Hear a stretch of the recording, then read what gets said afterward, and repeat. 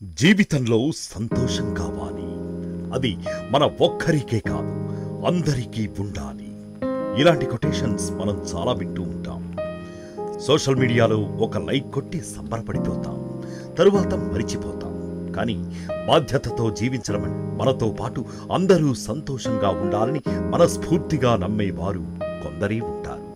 ఆ కొందరిలో కూడా చిన్న జీవితంలో సంతోషకరమైన సమాజాన్ని చూడటం కోసం మనం ఏదైనా చేయాలని పరిశ్రమించేవాళ్ళు అతి కొద్ది మంది మాత్రమే ఉంటారు.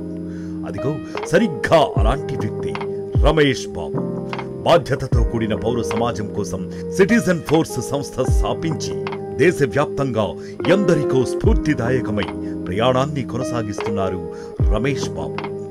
అందరి కోసం ఒక్కరు, ఒక్కరి కోసం అందరూ అనే నినాదంతో సిటిజన్ ఫోర్స్ ద్వారా జాతీయ స్థాయిలో తన ఆలోచనలను ఆచరణలో చూపిస్తున్నారు రమేష్ బాబు.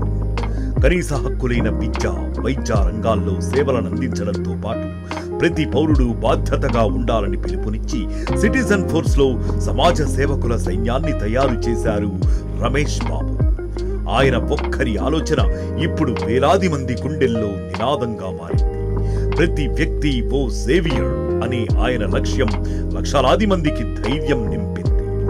ఇప్పుడు దేశంలోని కోట్లాది మంది క్యాన్సర్ బాధితులకు ఊరటనిచ్చేలా క్యాన్సర్ హాస్పిటల్ కు రూపకల్పన చేస్తుండడమే కాకుండా దేశంలోనే ప్రప్రథమంగా క్యాన్సర్ బాధితుల కోసం సిటిజన్ ఫోర్స్ క్యాన్సర్ క్లబ్ ను ప్రారంభించారు.